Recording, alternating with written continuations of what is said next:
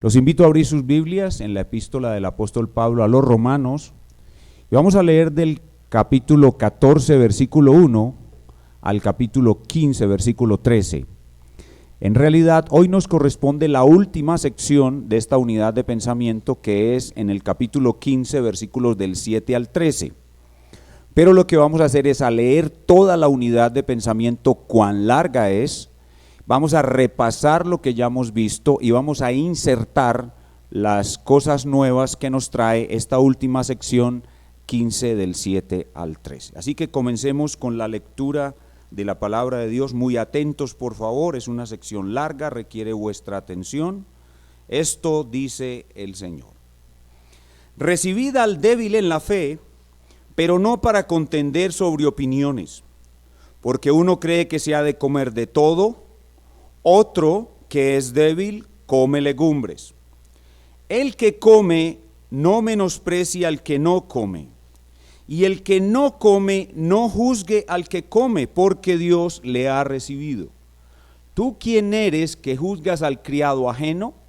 Para su propio Señor está en pie o cae, pero estará firme, porque poderoso es el Señor para hacerle estar firme. Uno hace diferencia entre día y día, otro juzga iguales todos los días. Cada uno esté plenamente convencido en su propia mente. El que hace caso del día lo hace para el Señor, el que no hace caso del día para el Señor no lo hace. El que come para el Señor come porque da gracias a Dios, y el que no come para el Señor no come y da gracias a Dios. Porque ninguno de nosotros vive para sí y ninguno muere para sí. Pues si vivimos, para el Señor vivimos, y si morimos, para el Señor morimos. Así pues, sea que vivamos o que muramos, del Señor somos. Porque Cristo para esto murió y resucitó y volvió a vivir, para ser Señor, así de los muertos como de los que viven. Pero tú, ¿por qué juzgas a tu hermano? O tú también, ¿por qué menosprecias a tu hermano? Porque todos compareceremos ante el tribunal de Cristo, porque escrito está: vivo yo, dice el Señor, que ante mí se doblará toda rodilla y toda lengua confesará a Dios.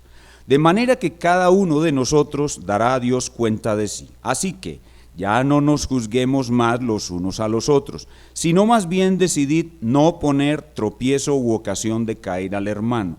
Yo sé y confío en el Señor Jesús que nada es inmundo en sí mismo, mas para el que piensa que algo es inmundo, para él lo es.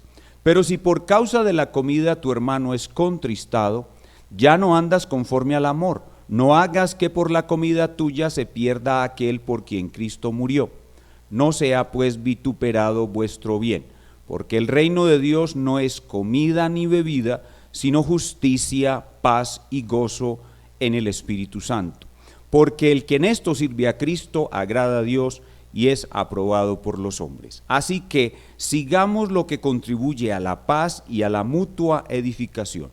No destruyas la obra de Dios por causa de la comida.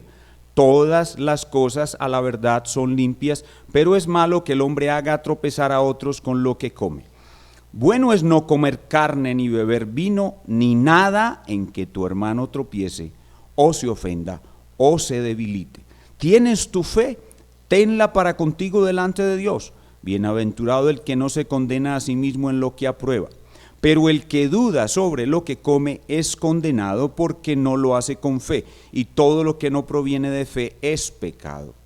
Así que los que somos fuertes debemos soportar las flaquezas de los débiles y no agradarnos a nosotros mismos. Cada uno de nosotros agrade a su prójimo en lo que es bueno para edificación. Porque ni aun Cristo se agradó a sí mismo, antes bien, como está escrito, los vituperios de los que te vituperaban cayeron sobre mí. Porque las cosas que se escribieron antes para nuestra enseñanza se escribieron, a fin de que por la paciencia y la consolación de las Escrituras tengamos esperanza. Pero el Dios de la paciencia y de la consolación os dé entre vosotros un mismo sentir según Cristo Jesús, para que unánimes a una voz glorifiquéis al Dios y Padre de nuestro Señor Jesucristo. Por tanto, recibíos los unos a los otros, como también Cristo nos recibió para gloria de Dios. Pues os digo que Cristo Jesús vino a ser siervo de la circuncisión para mostrar la verdad de Dios, para confirmar las promesas hechas a los padres y para que los gentiles glorifiquen a Dios por su misericordia, como está escrito: por tanto yo te confesaré entre los gentiles y cantaré a tu nombre. Y otra vez dice: alegraos, gentiles, con su pueblo. Y otra vez: alabad al Señor todos los gentiles y magnificadle todos los pueblos. Y otra vez dice Isaías: estará la raíz de Isaí y el que se levantará a regir los gentiles esperarán en él. Y el Dios de esperanza os llene de todo gozo y paz en el creer, para que abundéis en esperanza por el poder del Espíritu Santo. El contexto de nuestro pasaje es responder a la pregunta: ¿cómo debemos vivir entonces los que hemos creído en el Evangelio invicto? Los que tenemos una salvación totalmente segura, los que hemos sido justificados por la fe sola. ¿Cómo debemos vivir entonces? Y eso es lo que empezó a responder el Espíritu Santo desde el capítulo 12. Debemos vivir en una total consagración del cuerpo y la mente. Debemos vivir en humildad, sirviéndonos los unos a los otros con los dones que el Señor nos ha dado. Debemos vivir en amor fraternal no fingido para con los creyentes y en amor para con los no creyentes. Debemos vivir cumpliendo nuestras obligaciones públicas, sometiéndonos a toda autoridad, y nuestras obligaciones privadas, las cuales están basadas en la ley moral de Dios y motivadas por la segunda venida de Cristo. Debemos vivir aceptando nuestro presente, pues viene de Dios, pero poniendo nuestra mirada en nuestro futuro, pues tenemos la seguridad de un buen final.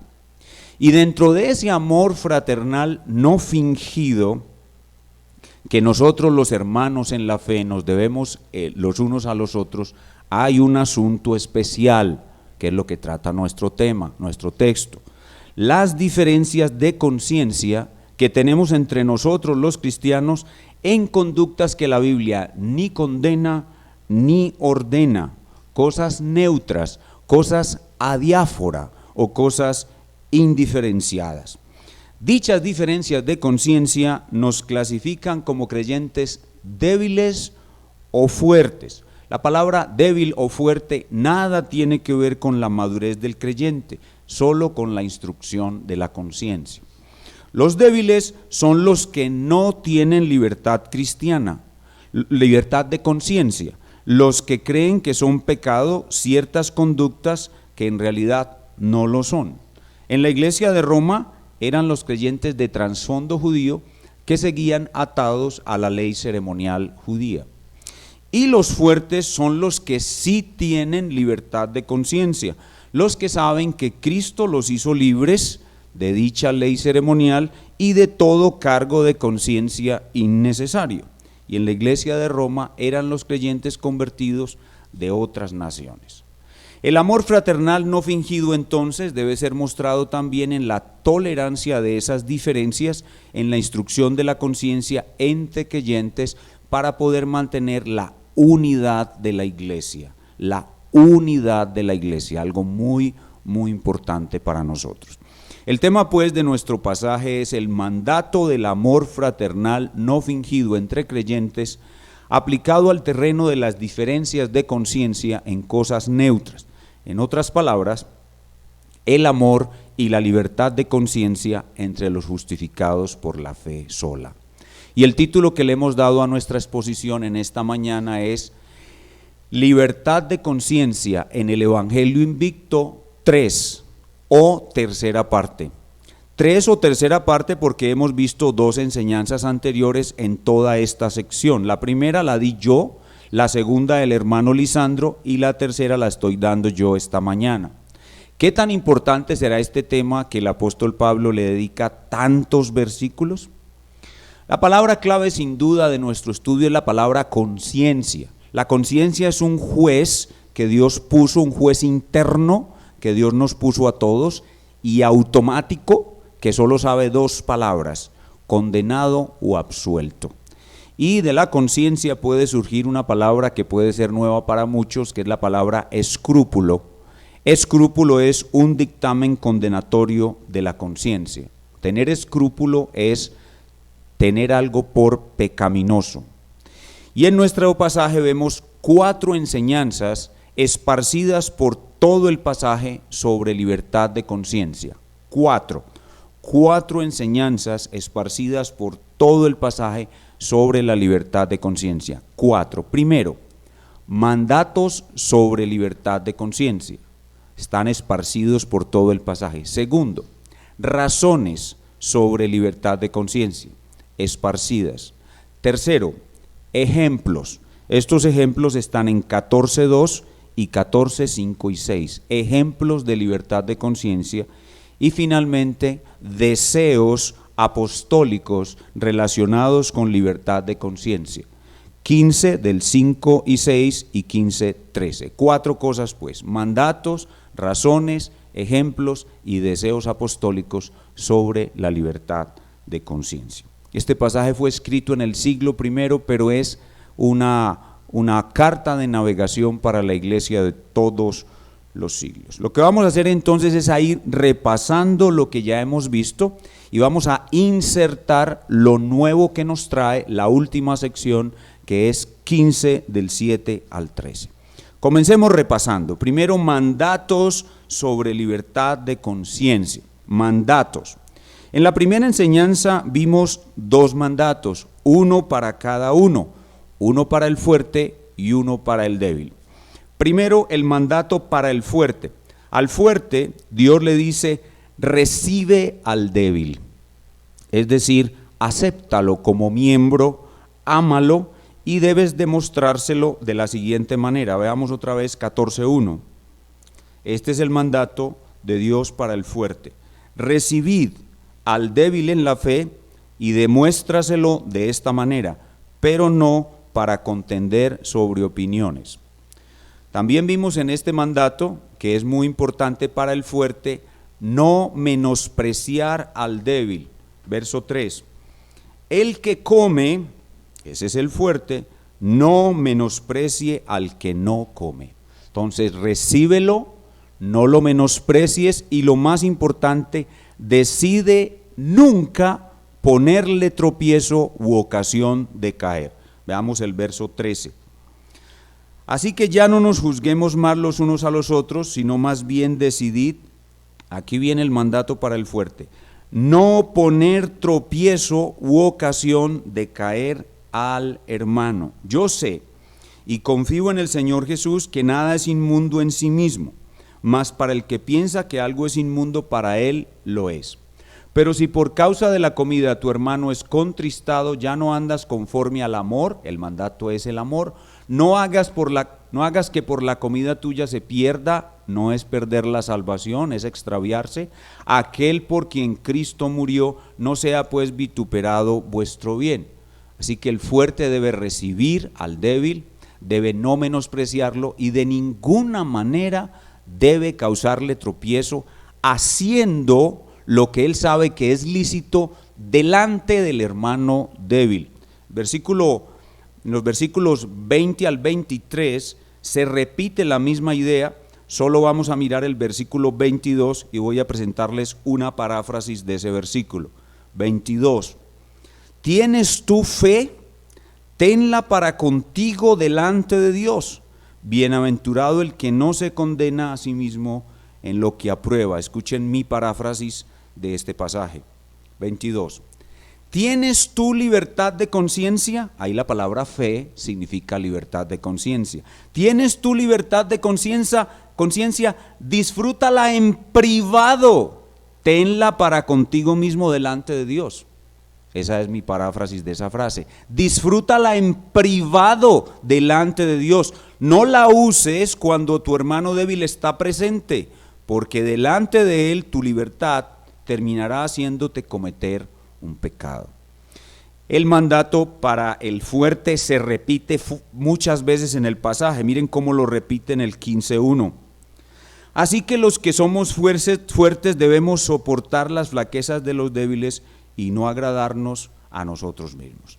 Ese es el primer mandato, el que Dios le da al fuerte. Ahora el segundo mandato es el que Dios le da al débil, que el débil ame al fuerte y que se lo demuestre no juzgándolo. Regresemos al capítulo 14, 3b y 4. 3b y 4 del 14. Y el que no come, este es el débil, no juzgue al que come. ¿Por qué? ¿Por qué lo juzga? Porque el débil cree que eso es pecado, entonces declara que el otro está pecando. Dice, no lo juzgue. Reconozca que ese es un asunto neutro, no lo juzgue. Porque Dios le ha recibido, 4, tú quién eres que juzgas al criado ajeno, para su propio Señor está en pie o cae, pero estará firme, porque poderoso es el Señor para hacerle estar firme. Así que el mandato de Dios para el débil es, no juzgues al fuerte, es un criado ajeno, deja que lo juzgue su propio Señor. Y en la segunda clase vimos un mandato para ambos. En la primera vimos un mandato para el fuerte, uno para el débil, y en la segunda clase vimos un mandato para ambos. El mandato para ambos está en 14:19 y 15:2. Veamos 14:19. Así que sigamos lo que contribuye a la paz y a la mutua edificación. Y 15:2. Cada uno de nosotros agrade a su prójimo en lo que es bueno para edificación. El mandato para ambos es seguid lo que contribuye a la paz y a la mutua edificación. Es decir, que cuando estamos en una reunión de compañerismo cristiano y voy a hacer algo o a decir algo en medio de los hermanos, tengo que preguntarme, ¿esto que voy a hacer o a decir edifica a mi hermano? ¿Esto que voy a hacer o a decir contribuye a la unidad y a la paz de la iglesia? Eso es el mandato para ambos. Y obvio es que debemos dejar estos temas de libertad de conciencia para la enseñanza que el Espíritu Santo le da directamente a cada hermano, especialmente a los débiles. Al abstenernos de hablar estos temas en compañerismo cristiano, así mantenemos la paz, mantenemos la unidad y elegimos otro tipo de temas y así avanzamos en la mutua edificación, pues la paz, la edificación y la unidad son metas fundamentales de la vida eclesiástica.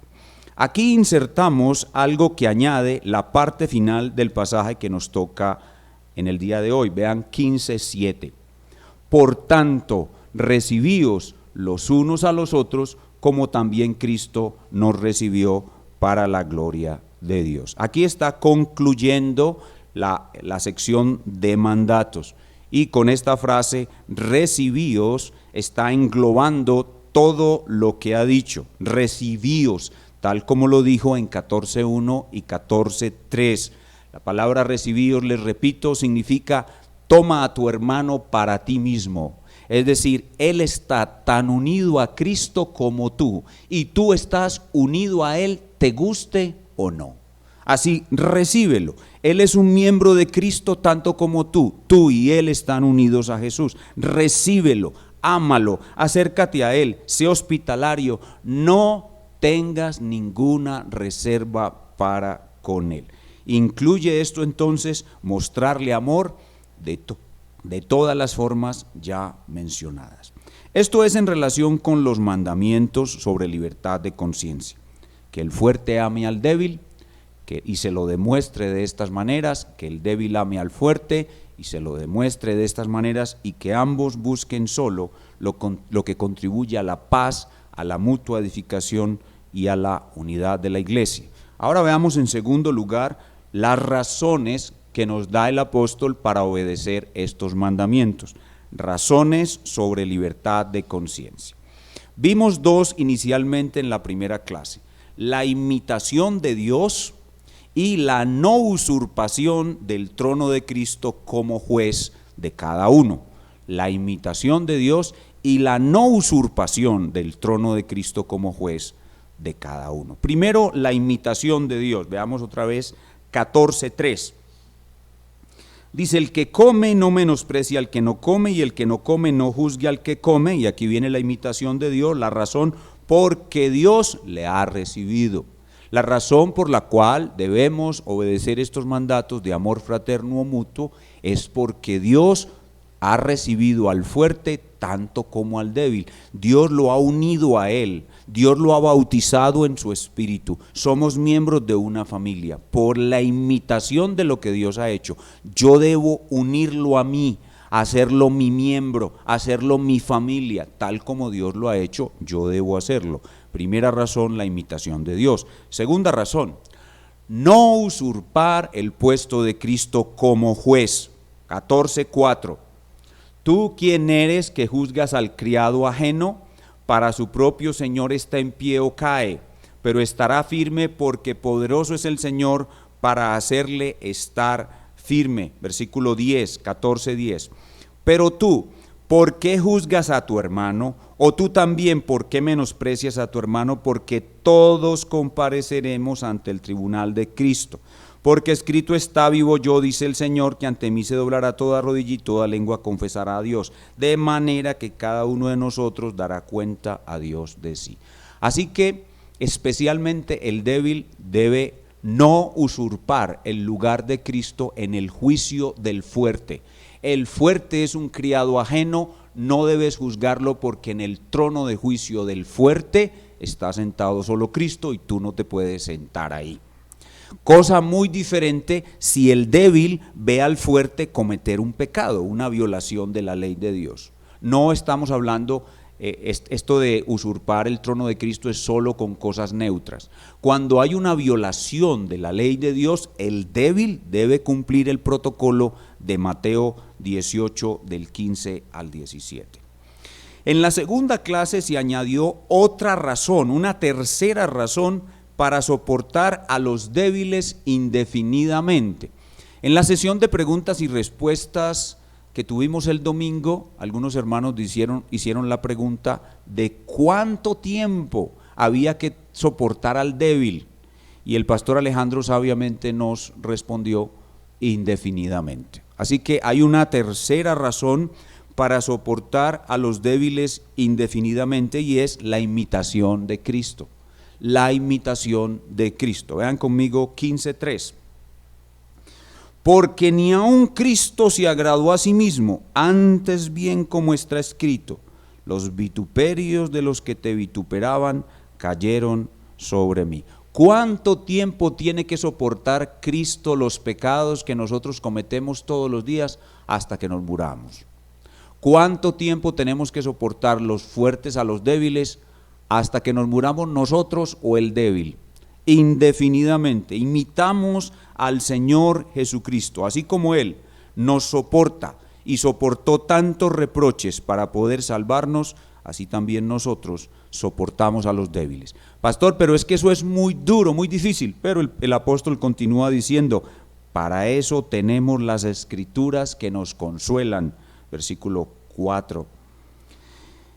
Porque las cosas que 15:4, porque las cosas que se escribieron antes para nuestra enseñanza se escribieron a fin de que por la paciencia, la Escritura te da paciencia para soportar al débil, y la consolación de las Escrituras, la Escritura te da consolación para soportar al débil. Tengamos esperanza. Muy bien, esta es otra razón que vimos en la segunda clase, y hoy insertamos una nueva razón en 15:7, en 15:7 en adelante. Allí en realidad se repite esta misma, pero luego del 7 se añade una nueva. Veamos 15:7. Dice, por tanto recibidos los unos a los otros, como también Cristo, ahí está la tercera razón, y es la imitación de Cristo, nos recibió para gloria de Dios. Pero luego del versículo 8 añade una razón nueva para que nosotros podamos soportar al débil y el débil pueda no juzgar al fuerte. Esta cuarta razón se dirige especialmente a los débiles de origen judío, dándoles una poderosísima razón para amar a los creyentes de otras naciones, o sea, a los fuertes. La razón es que el plan de Dios siempre incluyó a los gentiles. de todas las naciones Dios iba a salvar. Como le dijo Dios a Abraham, en ti serán benditas todas las naciones de la tierra. Así que cuando los judíos se convirtieron a Cristo, ellos todavía estaban afectados de cierto exclusivismo judío. Cuando los israelitas se convirtieron a Cristo, ellos todavía continuaron afectados de cierto exclusivismo judío, y ese cierto exclusivismo judío los hacía tener una actitud de cierta distancia con los fuertes, es decir, con los creyentes de otras naciones. Aquí Pablo les dice a sus compatriotas creyentes cuál es el verdadero plan de Dios, y que el plan de Dios nunca fue el exclusivismo, sino que en la mente, cuando Cristo vino a salvar no solamente a judíos, sino que también en su mente y en su corazón sabía que él había venido a salvar a no judíos. Veamos el versículo 8 al 12 otra vez. Pues os digo que Cristo Jesús vino a ser siervo de la circuncisión de los judíos para mostrar la verdad de Dios. Dios la había anunciado así, para confirmar las promesas hechas a los padres, y para que, también estaba incluido en el plan de Dios, los gentiles glorifiquen a Dios por su misericordia. Y ahora vienen 4 citas del Antiguo Testamento, cada una de las partes de la Biblia judía. La Biblia judía estaba compuesta por la Torá, los profetas y los escritos, y Pablo toma una cita de cada una de esa sección para mostrarles que toda la Escritura hablaba de que el plan de Dios original era incluir a los gentiles. Viene una primera cita: por tanto yo te confesaré entre los gentiles y cantaré a tu nombre. Esta cita es de los Salmos. Y otra vez dice: alegraos gentiles con su pueblo. Esta cita es de la ley. Y otra vez, alabad al Señor todos los gentiles y magnificadle todos los pueblos. Otra cita de los Salmos. Y otra vez dice Isaías, cita de los profetas: estará la raíz de Isaí, y el que se levantará a regir los gentiles esperarán en él. Así que la razón poderosa para los débiles, para amar a los fuertes y no tener ninguna clase de reparo con ellos, es que Dios siempre incluyó en su plan a los gentiles, y hay que decirle no al exclusivismo judío y no a cualquier clase de exclusivismo. Estos son los mandatos y las razones. Ahora rápidamente los ejemplos. Los ejemplos sobre libertad cristiana que vimos son 2. En el pasaje se mencionan 2 ejemplos claramente. El primero es las restricciones dietéticas de la ley ceremonial judía, y el segundo es la observancia de los días de fiesta del calendario judío. Eso lo vimos claramente en la primera clase. Y añadimos algunos ejemplos de la vida contemporánea de la iglesia del siglo XXI, como son la Navidad, los cumpleaños, la planificación familiar, tener o no mascotas, educar o no a los hijos en casa, donar órganos, etc. Esos son ejemplos de casos de libertad de conciencia. Y lo último que hay en el pasaje es que en 2 lugares Pablo expresa su deseo de que la iglesia tenga unidad y que no sea afectada por las diferencias de libertad de conciencia u otras diferencias secundarias. Y eso es lo cuarto que vemos en la enseñanza: deseos apostólicos. 1, mandatos; 2, razones; 3, ejemplos; 4, deseos apostólicos sobre libertad de conciencia. El primer deseo apostólico ya lo vimos en la segunda clase, capítulo 15, versículos 5 y 6, volvámoslo a leer. Pero el Dios de la paciencia y de la consolación os dé, ese es el deseo, entre vosotros un mismo sentir según Cristo Jesús. El deseo de Pablo es la unidad de la iglesia, porque él sabe que estos asuntos de libertad de conciencia y diferencias en cosas secundarias ponen en peligro la unidad. Así que el deseo del apóstol es la unidad. Dios os dé un mismo sentir, para que unánimes, una sola alma, un solo corazón, a una voz, unidad total, glorifiquéis al Dios y Padre de nuestro Señor Jesucristo. Ese es el primer deseo. Y el segundo deseo aparece en el versículo final de la sección, versículo 13. Y el Dios de esperanza, la esperanza es un elemento vital en la vida de los cristianos.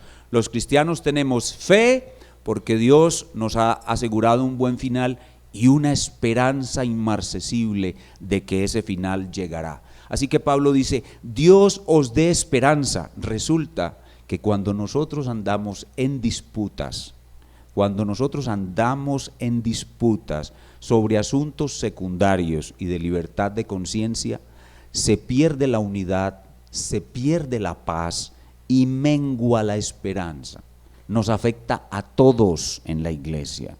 Si nosotros no cuidamos la paz, si no cuidamos la unidad, la esperanza va a menguar, la fe de todos va a ser afectada, porque estaremos pecando colectivamente, y por eso la esperanza disminuye. Dice, y el Dios de esperanza os llene de todo gozo.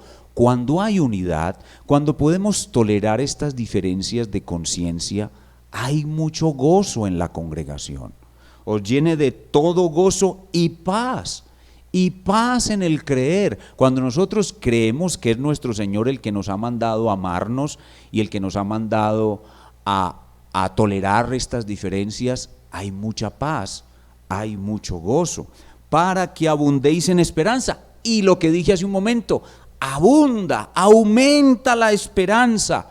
¿Y todo por qué? Porque el poder del Espíritu Santo actúa en nosotros. Miren lo importante que es guardarnos en estos asuntos de libertad de conciencia. Cerrar la boca, no hacer cosas que hagan tropezar a los otros, no proponer temas que causan contiendas, no proponer temas que rompen la unidad, no proponer temas que nos ponen en disputa los unos con los otros, porque eso nos quita la paz, eso nos quita el gozo, eso reduce la esperanza, eso contrista al Espíritu Santo de Dios que se mueve en medio de nosotros. ¿Qué hemos visto entonces en relación con la libertad de conciencia? 4 cosas: mandatos, razones, ejemplos y deseos apostólicos. Y todo para que la paz, el gozo y la unidad y la esperanza en la iglesia de Cristo, tanto en la iglesia de Roma como en todas las iglesias, aumente hasta que venga el Señor. Vamos a cerrar con algunas aplicaciones finales derivadas de esta maravillosa enseñanza. Primera aplicación final: el amor fraternal no fingido evitará las divisiones entre nosotros por asuntos secundarios. El amor fraternal no fingido evitará las divisiones entre nosotros por asuntos secundarios. Hermanos, cuando nosotros venimos a la iglesia de Cristo, hay algunas cosas naturales que son secundarias y que tienden a dividirnos. Y debemos estar muy atentos a esas cosas y eliminarlas, ponerles un freno, no permitir que nos dividan. Algunos ejemplos de cosas naturales secundarias, además de la libertad de conciencia, que pueden dividirnos. La cultura. En la iglesia del Señor Jesucristo deben convivir en perfecta armonía y unidad los paisas, los bogotanos y los costeños. Ninguna forma de cultura, incluso hasta los extranjeros, deben sentirse muy amados y aceptados en cualquier iglesia de Cristo. El nivel económico tiende a dividirnos, pero una de las cosas más hermosas en la iglesia del Señor Jesucristo es que vemos que el patrón le sirve a la empleada. En la iglesia nuestra, por ejemplo, hay hermanos que son patrón y empleado, o patrón y empleada, y es muy bonito ver, por ejemplo, cómo en el tiempo del refrigerio, el patrón le lleva el refrigerio a la empleada. Eso es muy bonito, y eso es lo que tiene que suceder en la iglesia de Cristo. El nivel económico no puede dividirnos entre nosotros. ni tampoco el nivel educativo. En la iglesia de nosotros hay algunos hermanos muy educados, hay algunos que son casi científicos y otros que ni siquiera terminaron la primaria. Entonces, el nivel educativo no debe de dividirnos. También preferencias. En la iglesia hay diferentes preferencias de todo tipo y cuando ya entramos en un compañerismo cristiano que se descubren esas preferencias y las preferencias de mi hermano no son como las mías, nada de eso puede dividirnos. Algunas tradiciones, hay tradiciones familiares que podrían llegar a causar esta clase de división entre nosotros. Las diferencias de edad.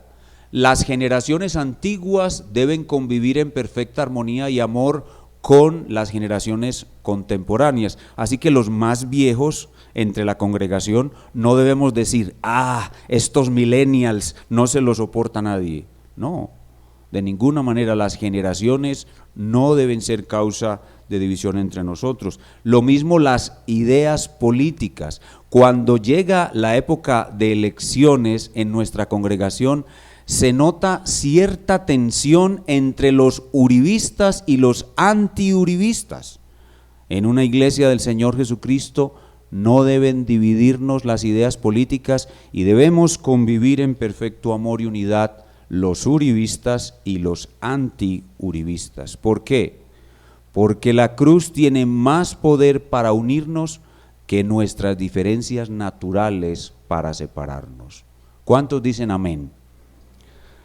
La cruz tiene más poder para unirnos que nuestras diferencias naturales para separarnos. Hermanos, ¿entendemos la importancia de este asunto?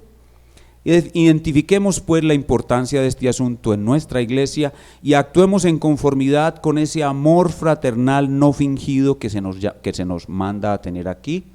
Busquemos lo que conduce a la paz y la mutua edificación.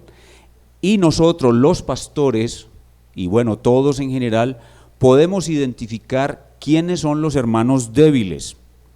Y hay que prestar mucha atención porque los hermanos débiles tienden al legalismo. Y debemos identificar quiénes son los hermanos fuertes. Y hay que prestar mucha atención porque los hermanos fuertes tienden al libertinaje. Y nosotros los pastores no vamos a permitir ni lo uno ni lo otro. Ni Morales ni Libertini. Ese es el título de una serie que predicamos hace no mucho tiempo, Morales y Libertini, donde hablábamos sobre el legalismo y el libertinaje, dos inquilinos muy indeseables en la iglesia. La Reforma, las iglesias de la Reforma, estamos amenazadas por el legalismo. El legalismo es el enemigo más poderoso de la Reforma. Y por estos días está muy fuerte. Los pastores, hace poco promulgamos una circular pastoral, la circular pastoral número 001, y quiero decirles que algunos hermanos, a raíz de esa circular pastoral, donde los pastores le cerramos la puerta al legalismo, algunos hermanos ya se retiraron de la iglesia porque estaban siguiendo ciertas tendencias legalistas y chocaron con la circular pastoral. Entonces nosotros, los pastores, debemos cerrarle la puerta al legalismo, pero tampoco vamos a permitir que los fuertes nos arrastren al libertinaje. Una segunda aplicación, y es que no debemos abandonar la membresía de la iglesia por causas no bíblicas. No debemos abandonar la membresía de la iglesia por causas no bíblicas. Algunos hermanos tienen ciertos problemas dentro de la iglesia o problemas familiares y muy rápidamente llegan a la conclusión de que lo mejor para evitar este problema es renunciar a la membresía de la iglesia. No, hermanos, si no es una causa bíblica, debes permanecer en la membresía de la iglesia y esperar pacientemente en el Señor las actuaciones del Consejo de Ancianos. Al Señor Jesucristo le ha costado mucho plantar una iglesia bautista, reformada, confesional, histórica en la ciudad de Medellín y te la ha dado como un regalo. Tú no debes renunciar a su membresía fácilmente por un asunto secundario. Tercera aplicación es responder a la pregunta: ¿por qué el amor fraternal no fingido no fluye más abundantemente entre nosotros? ¿Por qué el amor fraternal no fingido no fluye más abundantemente entre nosotros? Y la respuesta es porque algunos no han mortificado completamente alguno o algunos de sus pecados. Si tú no mortificas completamente alguno o algunos de tus pecados, el amor no va a fluir en ti. Si no salimos del corazón dividido, si continuamos amando mucho nuestra propia vida y amando la vida presente, si seguimos en el corazón dividido, el amor nunca va a fluir poderosamente en nosotros. Si no avanzamos en humildad, si no morimos al orgullo, el amor nunca se mueve donde hay orgullo, nunca fluye donde hay orgullo. Y lo mismo si no salimos de la poca fe, si continuamos siendo creyentes de poca fe, creyentes que somos derrotados constantemente por el miedo, el amor fraternal no fingido no va a fluir poderosamente desde tu corazón. Así pues, que pecado no mortificado, corazón dividido, orgullo, falta de humildad o poca fe hacen que el amor fraternal no fingido no fluya poderosamente en ti. Y si no fluye poderosamente en ti, tú puedes ser causa de división en la iglesia de Cristo.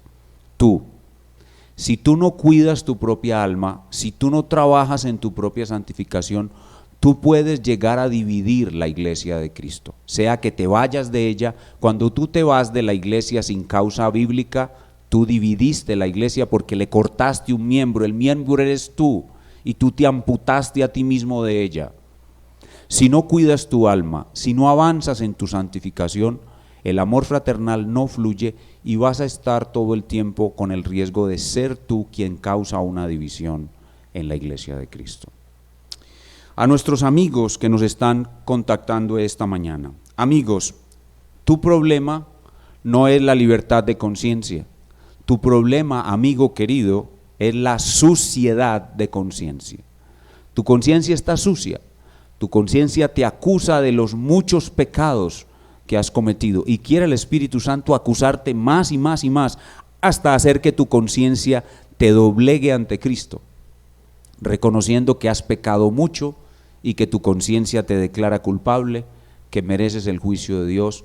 Pero te tengo una maravillosa noticia: para ti también hay limpieza de conciencia, porque Cristo Jesús el Señor vino a morir en una cruz para limpiar la conciencia de todos aquellos que se arrepienten y creen en Él, y darles una nueva vida en un reino eterno donde va a haber siempre unidad, gozo y paz. Te invito a venir a Cristo, amigo querido. Solo Él puede quitarte la culpa que te agobia. Solo Él puede lavar completamente tu alma y tu conciencia. Inclinemos nuestro rostro para orar. Oh Señor Dios Todopoderoso, Espíritu Santo del Dios Trino, te damos gracias por esta poderosísima sección de la Carta a los Romanos. Te damos muchas gracias por la sección doctrinal hasta el capítulo 11, pero también te damos gracias por esta sección práctica del capítulo 12 al capítulo 15. Gracias, Señor, por esta carta maravillosa que es vital para la vida de la iglesia. Señor, aumentanos el amor fraternal no fingido.